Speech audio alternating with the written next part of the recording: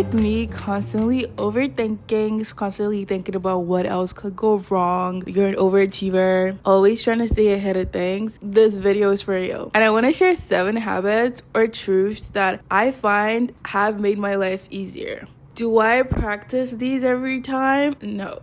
But whenever I lose sight of these things, these are the truths and things that I like to pull myself back to, because honestly, they ground me and they just like refocus my attention on what's really important to me. Now what you're thinking is about to be my first one, but honestly, prioritizing a high protein diet, girl, let me tell you, it's so good. I see the difference every time when I actually make an effort to actually eat high protein and rest and recovery and strength. I'm a big snacker, but whenever I eat good, I don't even feel the need to snack at all. And there's nothing wrong with snacking here and there. Like, obviously anything that's in excess is not great, but I don't even feel the need to have the little munchies through the day when I'm eating properly and eating high in protein. If you watch any of my videos, I sound like a broken record, but high protein is so good. It gives you energy, it gives you enough strength to go about your day. It also helps you recover better. If you go to the gym, it helps you to feel stronger. It just helps in general. Obviously, I'm not crazy about it. Like, I do not track my protein. I don't track my meals or anything like that, but it's just something that I like to look for in any of my meals. Like, what is my main source of protein? I watched this TikTok recently actually, and she spoke about how she eats her protein first. She'd rather get her protein in first than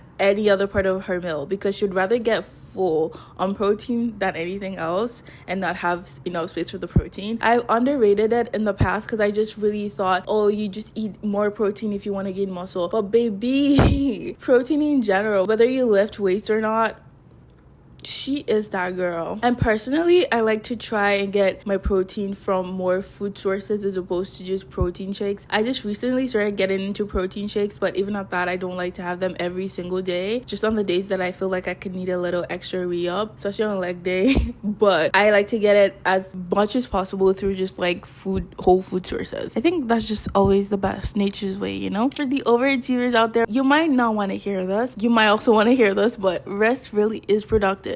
Pushing through exhaustion is not necessarily strength. I cannot remember any time that I have been productive or put out productive work from a place of weakness or being stressed out. Like, I just know I'm not functioning great and I just don't want to rest because I haven't gotten what I wanted to get done yet. But honestly, whenever you take a step back and come back to it fully refreshed, you even get it done faster. So stop stressing. Go take a nap if you need to. Go breathe a little if you need to. Go touch grass if you need to. But rest really is productive. Do not underestimate how important rest is. Everything is cyclical. You need to go to bed at night to function during the day. Don't feel like you're a machine that needs to be working overtime. Even machines need to be serviced. Give yourself that little break if you need to, and just prioritize rest a little bit more. Even if we look at working out, right? The growth of muscle or even like losing weight or losing fat doesn't happen when you're working out. It usually happens when you're resting. So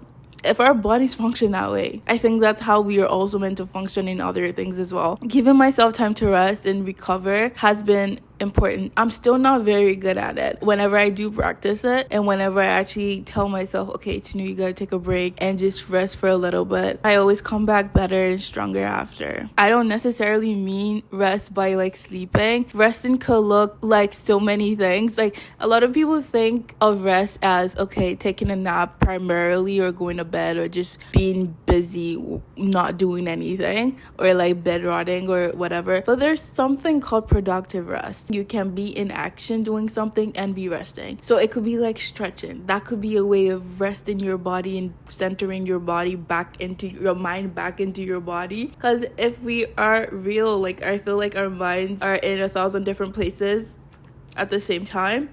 Maybe it's just me. Maybe I'm just weird like that. But honestly, it could be like stretching. It could be like going on a walk. It could literally be like meditating. It could be reading. You can be doing something, but the act of doing the thing, the fact that it grounds you and helps you be more present and aware of yourself, that to me is resting. Finding gratitude in your present moment. Everyone speaks about it. Everyone talks about how important it is or how you should be more grateful. Even when you don't love your situation, even when you really would give anything to get out of your situation, finding something to be grateful for is very important. I have found that in life, the things that are the hardest things to do are the things that you're meant to be doing. You could have everything, your world turned upside down. There are things that you can still be grateful for in those moments. And I don't say that lightly because I know a lot of people go through a lot of things on a daily basis, and I'm praying for you. My heart is with you. But if there's anything that would make you feel a tinsy winsy bit better, it's just finding something to be grateful for. Nothing good comes from a negative space. The more appreciative you are, the more you attract positive things, the easier you see life. It's not necessarily like this woo-woo thing that you're magnetic, da-da-da-da. I don't necessarily believe in all that stuff. I'm saying the more grateful you are, the more opportunities you tend to see, because you don't see things from a place of negativity or lack. Primarily, you're seeing that from a place of possibility. Like, oh, if this can be happening, I am grateful for it. I can only imagine what more is there in my tomorrow to be grateful for. You know, you start to see things more in a positive light, and positivity just flows from there. Similar to rest, being grateful is not necessarily a state of being. It is a practice. You need to intentionally be grateful. You need to intentionally practice gratitude. Like I said, it's in the places where you don't necessarily feel like doing the thing that you really need to be doing the thing, because that is when it's the most beneficial. If I'm being honest, if you think about it, really, when life is A1, like nothing could kill your vibe, like you're just vibing through life, everything is going your way, it's super easy to be grateful because you are getting the things you want out of life anyways. But you don't really feel the impact. Like, it just feels like something you're supposed to be doing because, you know, you might as well. But when life's like throwing a bunch of negative shit your way and you're still choosing to be grateful, to be positive, to be thankful, the impact is so much different. The fulfillment of doing the thing is so much different. Another way for me in thinking about gratitude is choosing to change the way I see like everyday tasks. There are things that I dread doing. So whenever I'm doing it, I'm just like, I need to get this over with as soon as possible. I don't want to think about it. I am just like, get me through this ASAP. But I find that you just need to take a breath and take it slow. Like, I hate doing dishes, but it needs to get done. Whenever I can, I just remind myself, like, girl, you get to be here. Be where your 2 feet are. Don't be thinking about the things that you have to do after. It will take care of itself. It will sort it out itself out. Like, focus on doing the dishes and just be present. And then I realized maybe doing the dishes right now isn't so bad. Like, it's okay, you know? Just breathe a little. Be where your 2 feet are. Be present. Be grateful. This is, I guess, where people, or why a lot of people talk about journaling and stuff. If you don't know what to journal about the things that you're grateful for. The things that you choose to be grateful for, regardless of whether they're going your way or not. This is a tough one. And I'm telling you because it's really hard for me. It's a heavy one. And I don't say it lightly because I know a lot of goes on in the world. Choosing to not label things in your life as good or bad. Whatever you're going through right now, good or bad, it is just the content of your life. It's not who you are. It's not your destination or who you're always gonna be. It's just what is currently happening right now. It is just content. And when you think about things like this, I start to realize I am not what I am going through. I am not necessarily my journey. I'm not the content of what's happening to me. I am more than that. You cannot identify with the things in your life, whether good or bad. People say, oh, like, you know, don't get too high on your highs, don't get too low on your lows. Kind of the same concept. You just cannot identify as the things in your life because you're a lot more than that. The things in your life can change and form your character, but ultimately you get to choose how it forms. Like, you get to choose who you become, or you get to choose who you evolve into, because you get to choose how you choose to approach the things. So you're not the chaos chaos that is your life, that your life could be right now. You're a lot more than that. That also elevates the way you see life and the way you see yourself. It pours a little bit more self-worth back into you, self-esteem back into you. It grounds you a lot more. I think we would all thrive when we learn how to embrace uncertainty. This is not something I'm skilled at. It's something that I actively have to tell myself, like, you know, let's write this down a little. Let's convene a little bit. This is happening, but that's not who you are. You're a lot more than this, and you're gonna get through this at some point. Your life is gonna change, and you're still gonna be you. Like, you're evolving through all of these things. You're going through it. You're not it. Habits really are a ripple effect. Yeah, I'll paint a picture for you. There was one evening I really wasn't feeling like working out. I hadn't worked out all week, I think, or I just wasn't feeling the vibes. I had stayed in bed all day. I was so down to order like a burger and fries for dinner, which is obviously not the healthiest thing to eat, but I'm not judging. I love a good burger and fry from time to time, but I knew in that moment, like, I needed to eat something better than that. And I told myself, you know what, let's just go on the treadmill for 30 minutes. And we can come home, at least if we're still gonna get the burger and fries. It feels like we worked for it. Well, you shouldn't see it that way, but it feels like I moved my body anyways, so I'm okay. Like, I've done something good for my body, you know? Lo and behold, I go to the gym, I walk on the treadmill. I think I even end up running, you know? I do a little 30 minutes, 30K, a little 30-minute easy run. I come back home. I'm like, God, that feels so good. I want to keep, like, doing something good that's for my body. And I ended up making dinner that night. And I felt so much better than the person or the version of me that was like rotting in bed. I'm not trying to say that I'm so good at this, because I'm not.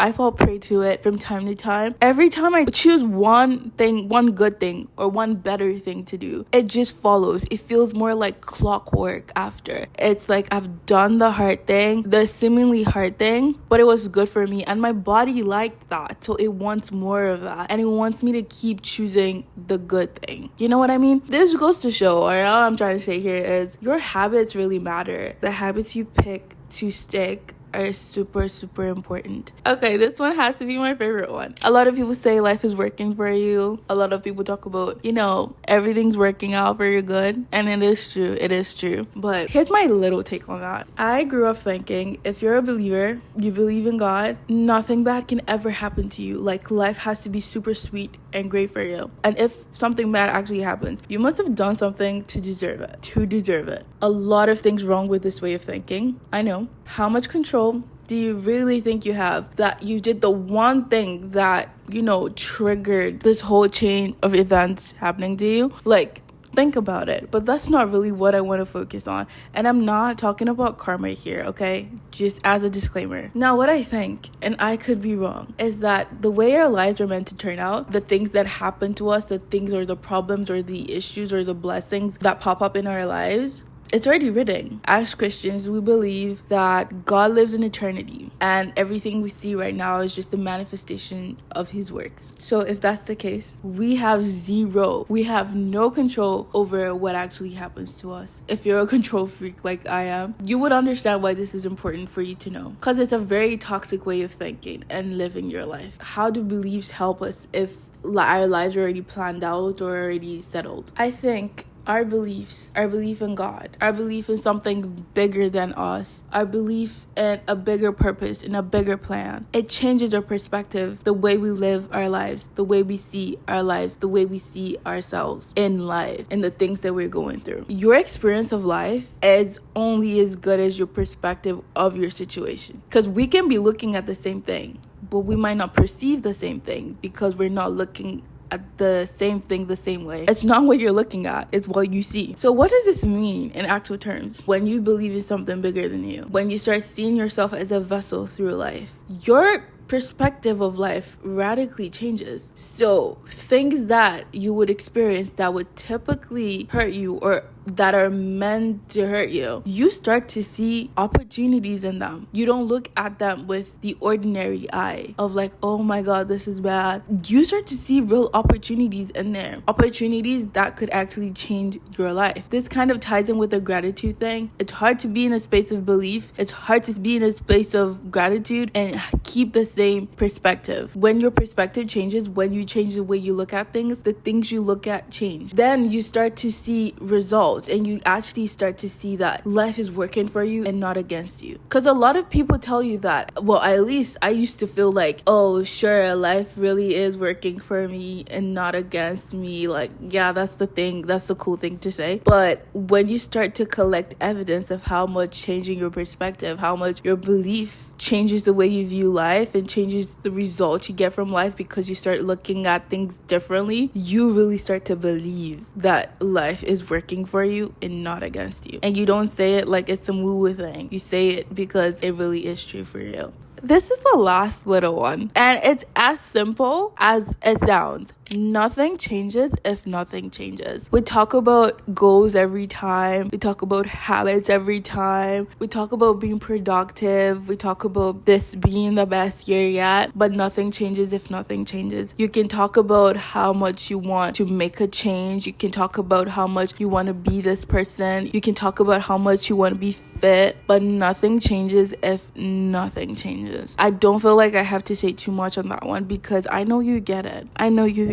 I really, really hope one of these resonated with you. It's okay if it didn't. These are just things that I find that I always come back to. It's easy to get lost in the hustle and bustle of life and just trying to play defense on life every time. Life really is a messy.